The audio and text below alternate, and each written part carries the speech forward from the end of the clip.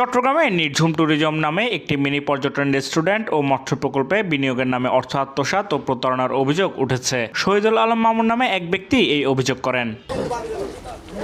ভুক্তভোগীর দাবি, প্রকল্পটিতে যৌথভাবে ব্যবসা পরিচালনার উদ্দেশ্যে তিনি উল্লেখযোগ্য পরিমাণ অর্থ বিনিয়োগ করেন। তবে পরবর্তীতে সেকান্দার মেম্বার নামে অপর এক ব্যবসায়িক অংশীদার বিভিন্ন সময় নানা অজুহাতে তার কাছে অতিরিক্ত অর্থ গ্রহণ করেন। তবে সময় পেরিয়ে গেলেও সেই অর্থ এখনও ফিরিয়ে দিচ্ছেন না। কিন্তু আমার আর সব যাচ্ছে না ব্যবসা বাণিজ্য। আমরা একটা বসার পরে সে আমাকে 25 লক্ষ টাকা নগদ প্রদান করার পরে আবার তুমি চলে যাও। তা আমি আমার টাকা এদিকে 26 লাখ, ওদিকে এগ্রিমেন্টে 25 লাখ টাকা আমি না দিলে, তার ওদিকে যে 15 লাখ টাকা না দিলে আমি যাবো কেমনে? 1 কোটি 15 লাখ টাকা তো আমি পাওয়া আছি। এখন বিএনপির নাম বিক্রি করে আর তৃতীয় পার্টিকে ভাড়া দিচ্ছে এখন আমাদের সাথে জ্ঞান করার জন্য। এখন আমরা চাচ্ছি আমাদের ক্ষতিপূরণ দিলে আমরা এমনি চলে যাবো।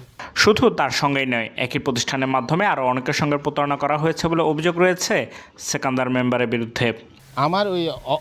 আমি চাই আমার টাকাগুলো যদি আমার অবকাঠামো প্রায় 2-2.5 কোটি টাকা অবকাঠামো ওইগুলো সহ দিয়ে, এবং পার্কের এখানে আছে প্রায় 25-30 লক্ষ টাকা। এইগুলো যদি দেয় তাহলে আমি এমনিও চলে যাব। আমি জোট জামিলাতে আমি নাই ভাই, আমি শান্তিপ্রিয় মানুষ। আমি চাই এগুলো আমাকে দিলে আমি চলে যাব। এসব অভিযোগের বিষয়ে সেকান্দার মেম্বারের সাথে বক্তব্য জানতে মুঠোফোনে যোগাযোগ করা হলে তিনি এসব অভিযোগ অস্বীকার করেন।